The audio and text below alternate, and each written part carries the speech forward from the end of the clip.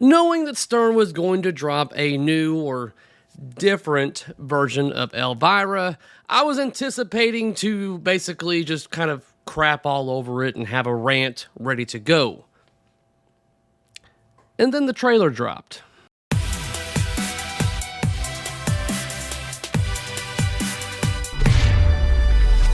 This is the best looking version.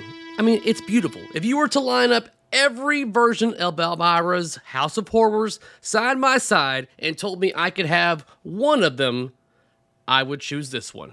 I feel a little bad for those of you out there that spent over 20 grand for the 40th anniversary edition that came out merely a year ago.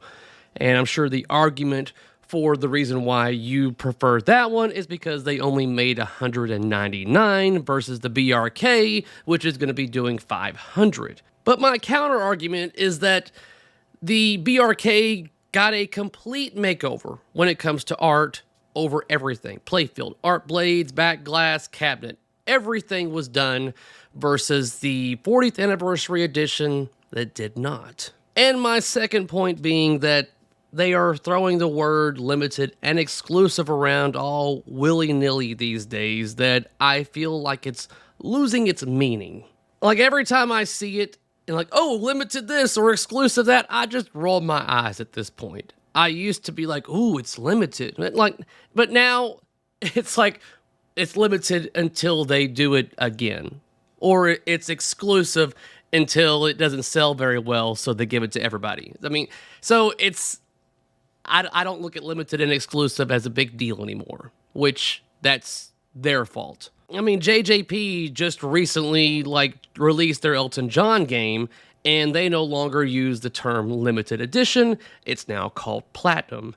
And I'm going to assume that's because the last 3 of their games, the limited editions are readily available, so they're not really limited, technically. Now, I'm going through the ads on Pinside. Now, granted, this is just, one branch of, moving games, but I could see around 30-ish games available for sale now, and a good chunk of those are the 40th anniversary editions. Now, not all of these ads are people wanting to sell their old to get the new hotness, but you gotta admit I'm sure there's a few of them in there.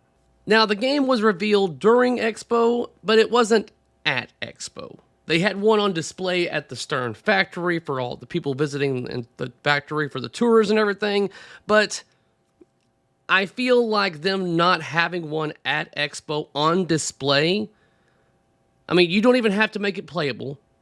Just have it on display, whether it be on a stage or even just have it there somewhere in the Stern area with cones all around it and ropes or whatever, just for people to look at and admire and take their pictures was a bit of a missed opportunity there, Stern. And I'm sure Stern has some reasons why they did not do that, and they're probably valid.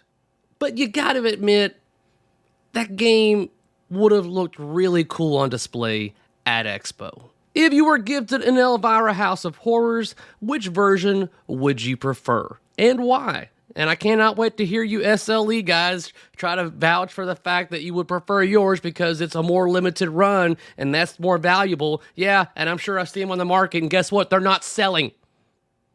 Because you can get a much prettier version for $13K now. But okay. Let me know what you think down below. Later, guys. More videos are coming.